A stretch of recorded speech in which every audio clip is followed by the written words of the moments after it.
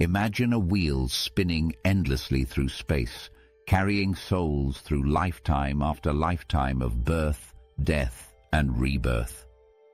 Each turn brings new forms, new experiences, new karmic debts to pay. This is samsara, the cycle that Hindu, Buddhist, and Jain traditions teach we're all trapped within. We'll explore samsara as the fundamental problem, moksha as the ultimate solution across these ancient traditions, and practical ways to live toward liberation. If this topic interests you, stay with me for a clear overview. But now picture that wheel finally stopping. The soul steps off, free from all desire, fear, and ignorance. This is moksha, liberation so complete that rebirth becomes impossible. To understand why this wheel turns and how it can stop, we first need to see what keeps it moving. Samsara describes the endless cycle of birth, death, and rebirth that traditional teachings say binds all conscious beings. Unlike the struggles of a single lifetime, this wheel represents countless lifetimes connected by invisible threads.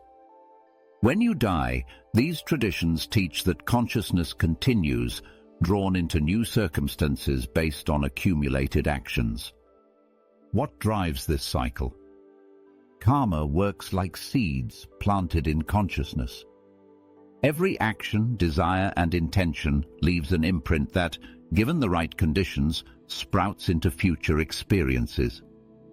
The person who dies consumed by rage might be drawn to violent circumstances.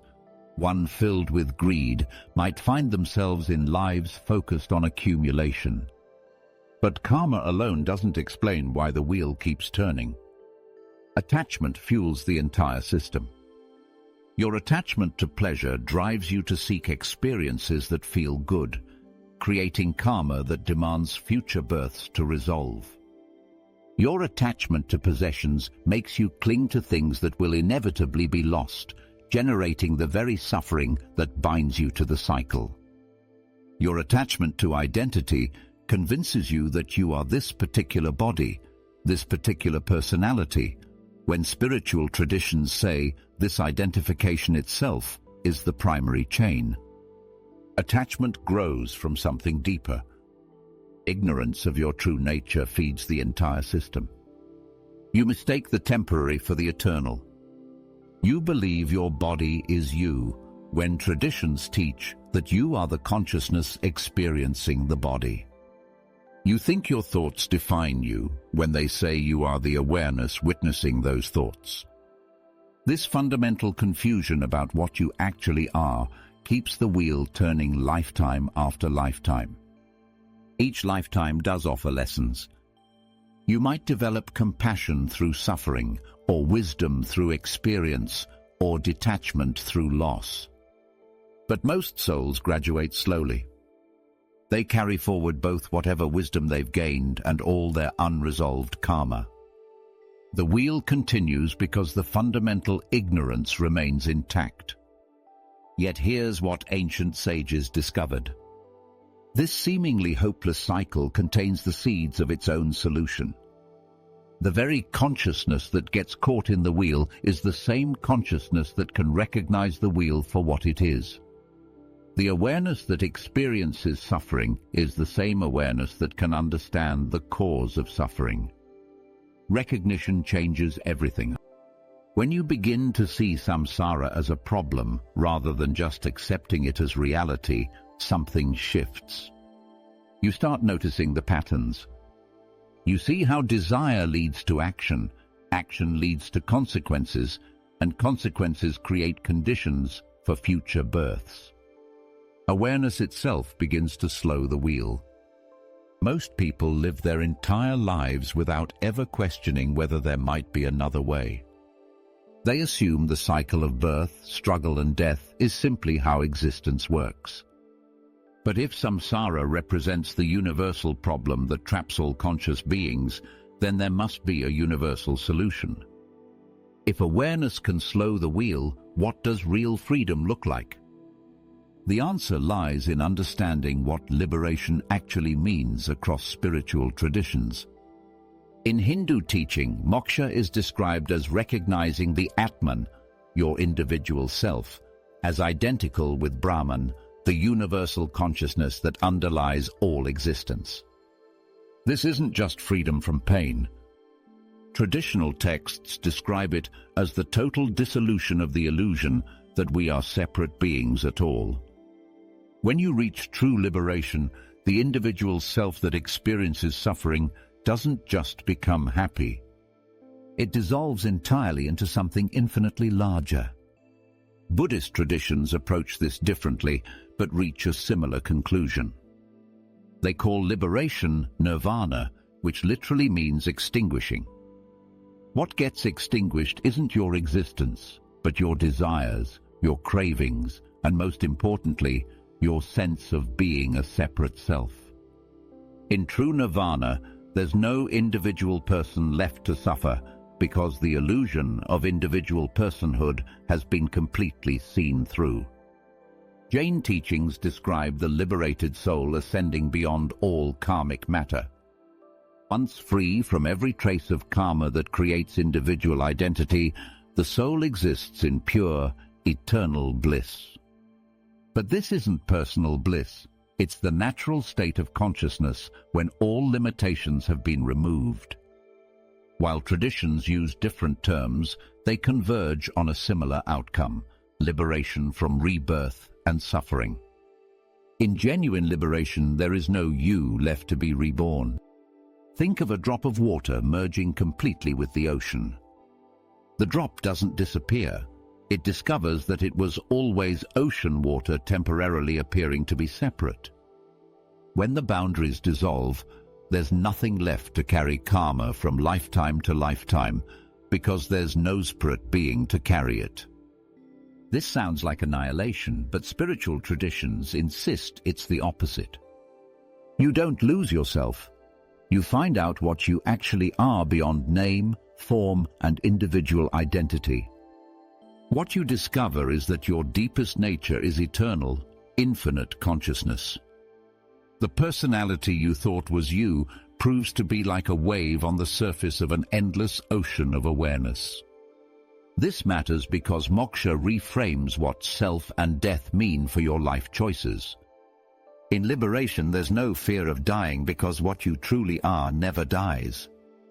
There's no anxiety about losing your possessions because you recognize that consciousness itself owns nothing and needs nothing. There's no worry about relationships ending because you see the same eternal awareness looking out through every pair of eyes. This is why spiritual traditions call moksha the ultimate human goal. Every other achievement, wealth, fame, knowledge, power, belongs to the temporary personality that will be lost at death. But moksha reveals your true nature as the eternal consciousness in which all experiences arise and pass away. When you realize that you are this infinite awareness rather than a separate individual struggling for survival, it becomes the highest possible achievement. Nothing greater can be attained because you've discovered that you are already the source from which all experiences emerge. How did ancient teachers propose we actually reach this state? Here are the classical routes. Classical texts, like the Gita, outline 4 main approaches to liberation, each designed for different human temperaments and natural strengths. Think of them as highways leading to the same destination of moksha. The word yoga itself means union, the joining of individual consciousness with universal consciousness. Jnana Yoga represents the way of knowledge and direct inquiry. This approach uses study, contemplation, and systematic questioning to realize that the self is pure consciousness, not body or mind. The central practice involves asking, "Who am I?" and systematically eliminating everything you are not until only pure awareness remains. Bhakti Yoga takes a completely different approach through devotion and surrender. Instead of analyzing the self, you dissolve the ego by seeing the divine presence in all beings and offering everything to that source. Through prayer, chanting, or simply cultivating love for all existence, the sense of being a separate individual melts away entirely. Karma Yoga offers the path of selfless action. You perform all your duties and responsibilities without attachment to results, acting as service rather than self-gain. This approach gradually purifies the heart through service, removing the ego's constant demand for personal benefit. Raja Yoga provides the most systematic approach through meditation, breath control, and mental discipline. This path directly addresses the restless mind that keeps you identified with thoughts and emotions rather than pure awareness. When the mind becomes completely quiet through these practices, what remains is the true self that was always there beneath the mental noise. Many seekers combine these paths. They're complementary rather than competitive. A person drawn to intellectual understanding might start with Jnana Yoga, but discover they need the heart-opening practices of bhakti. Someone beginning with meditation might find that selfless action accelerates their progress. The paths often merge as you advance, because they all work to transcend the same fundamental obstacles. Pause and reflect on which path feels most natural to you. Regardless of which approach calls to you, all four aim for the same ultimate destination: the recognition that your true nature is infinite consciousness rather than a limited individual. They each provide systematic methods for dissolving the illusion of separateness that keeps the wheel of samsara turning. But knowing these paths exist creates an unsettling question. If the routes to freedom are clearly mapped and available to anyone, why do most souls remain trapped for lifetimes? The obstacles to liberation operate as subtle but powerful forces, like quicksand that traps you more when you struggle. You might recognize these patterns in others, but remain blind to how they control your own choices. Notice a repeated reaction. Criticism feels like a personal attack rather than just words about temporary behavior. Desire and attachment form the primary chains that keep souls bound to the wheel of rebirth. Your craving for pleasure drives you to seek experiences that feel good, but each pleasurable experience creates the desire for more. You taste success and immediately want greater success. You experience love and become terrified of losing it. You acquire possessions and spend your energy protecting them rather than enjoying them. This craving creates what spiritual traditions call karmic debts that demand repayment across lifetimes. When you act from desire, you generate consequences that must be experienced. The person who dies consumed by unfulfilled desires carries those desires into the next birth, creating circumstances where those desires can express themselves. The wheel keeps turning because the wanting never stops. But desire grows from something deeper. Ignorance represents the root obstacle that feeds all other forms of bondage. You mistake your temporary roles, relationships, and achievements for your true identity. When these temporary identities are threatened, you defend them as if your very existence depends on it. This creates ego, the sense of being a separate individual who must compete and defend rather than recognizing yourself as an expression of one consciousness. When someone criticizes you, ego interprets this as an attack on your very being. When someone succeeds, ego sees their success as diminishing your own worth, rather than celebrating the achievements of consciousness expressing through another form. This defensive reaction creates the very suffering that binds you to rebirth. Fear of death operates as the deepest binding force of all. Your terror of losing the body and personality keeps you clinging to what is impermanent. This fear drives most human behavior. You accumulate wealth hoping it will provide security. You seek relationships hoping they will give you permanence. You build achievements hoping they will make you immortal. But all these attempts to avoid death actually strengthen your identification with what will inevitably be lost. These obstacles work together in a complex web that can persist across multiple lifetimes. Ignorance creates ego, ego generates desire, desire produces attachment, and attachment reinforces the fear of death. Each force strengthens the others, creating patterns so deeply embedded that they feel like your natural way of being. Classical teachings reassure that even small, sincere efforts reduce binding karma. Recognizing these chains is half the battle. When you begin to see how desire drives your choices, how ego creates your reactions, and how fear of death motivates your clinging, awareness itself begins to weaken their hold on you. Once these chains loosen, the soul can glimpse what liberation truly feels like. Words fail, but images help. Ancient texts use poetry because ordinary language cannot capture what liberation actually feels like. The Upanishads offer one of the most beautiful images. They describe liberation as a river merging into the ocean.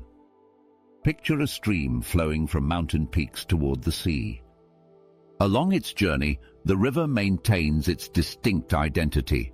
It has banks, a name, a particular character. But when it finally reaches the ocean, something remarkable happens. The individual drop doesn't disappear or get destroyed. Instead, it discovers its true infinite nature was always ocean water, temporarily appearing to be separate. Buddhist traditions use different imagery but point toward the same reality. They describe liberation as a flame being extinguished. This doesn't represent annihilation, but the end of the burning of desire and suffering. Think of a candle flame consuming oxygen and wax to maintain its existence. When the flame goes out, nothing is destroyed. The energy simply stops taking that particular form. In nirvana, the burning of craving, aversion, and ignorance simply stops. What remains is peace beyond description. Trying to capture liberation with concepts tends to keep the mind engaged, not freed. Your mind wants to understand, categorize, and possess the concept of moksha. But the very act of mental grasping keeps you bound to the thinking process that liberation transcends. Accounts from sages and mystics describe complete freedom from all fear, including the fear of death. This fearlessness arises because the liberated soul knows itself as eternal. Death can only touch what is temporary, the body, personality, and individual story. When you recognize your true nature as the consciousness in which all experiences arise and pass away, death becomes as irrelevant as the end of a movie affects the screen on which it played. Perhaps most remarkable is the profound peace described by those who have touched moksha. They speak of a stillness beyond understanding yet vibrantly alive. Not the peace of sleep or unconsciousness, but the dynamic peace of pure awareness resting in its own nature. This peace doesn't depend on external circumstances because it exists prior to all circumstances. These glimpses suggest something extraordinary. Liberation isn't distant or abstract, but the recognition of what you already are beneath all illusion. Your true nature remains untouched by the drama of individual existence, waiting to be discovered. If these are glimpses, how can you begin to taste such freedom in daily life? The practical question becomes how you actually begin loosening these chains while living an ordinary life with work, relationships, and responsibilities. Most spiritual practices were designed for monks and hermits who could retreat from worldly concerns. But you have bills to pay, families to care for, and daily obligations that require attention. The solution lies in transforming ordinary activities into spiritual practice. Living with awareness forms the foundation. Bring consciousness to each moment instead of performing tasks mechanically. When you eat, focus on your food rather than scrolling through your phone. When you work, engage completely rather than letting your mind wander to past regrets or future worries. Remember your true nature throughout the day. While your hands wash dishes or your mind solves problems, part of you remains connected to the more profound truth that you are consciousness itself, temporarily experiencing these activities. Practice non-attachment to outcomes as your guide for action. Give your best effort at work, in relationships, and all responsibilities, but surrender the results. This doesn't mean becoming passive. You perform each task fully while releasing your grip on specific outcomes.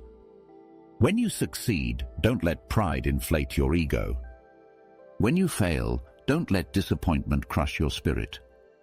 Start with 10 minutes of breath awareness each day. Even brief, regular sessions matter. These moments of quiet attention provide glimpses of the peace that exists beneath mental activity, slowly weakening your identification with the constant stream of thoughts and emotions. Look for opportunities to serve others without expecting recognition or reward. Listen to a colleague's problems, volunteer time for community needs, or simply treat everyone you meet with genuine kindness. These actions purify the heart by shifting focus away from personal concerns toward the welfare of others. Study spiritual teachings consistently to dispel the ignorance that keeps you bound gradually. Read wisdom texts, reflect on spiritual principles, or engage in practices that open your heart to grace beyond personal effort. Pause and reflect on one moment today when you could bring full attention to a simple task. These habits slowly loosen the grip of craving, the very engine of rebirth. When you act without attachment, when you serve without ego, when you rest in awareness even briefly, you touch the very freedom that liberation promises. You may not reach liberation this lifetime, but each sincere practice lightens the heart and matters. Every moment offers a choice between bondage and freedom. Each decision to act consciously rather than mechanically moves you closer to recognizing what you already are. The question that remains is whether you're ready to make that choice. The wheel of samsara may turn for countless lifetimes, but freedom remains a real possibility for every soul, including yours. Many traditions present moksha as the natural destiny of consciousness, achievable through sincere practice rather than reserved for saints or sages alone. Are you living today in ways that loosen your chains or deepen them? Each choice you make either loosens or tightens the karmic bonds that keep the wheels spinning. If this helped, subscribe for more calm, evidence-minded overviews. Share one small practice you'll try this week. Freedom begins where attention begins.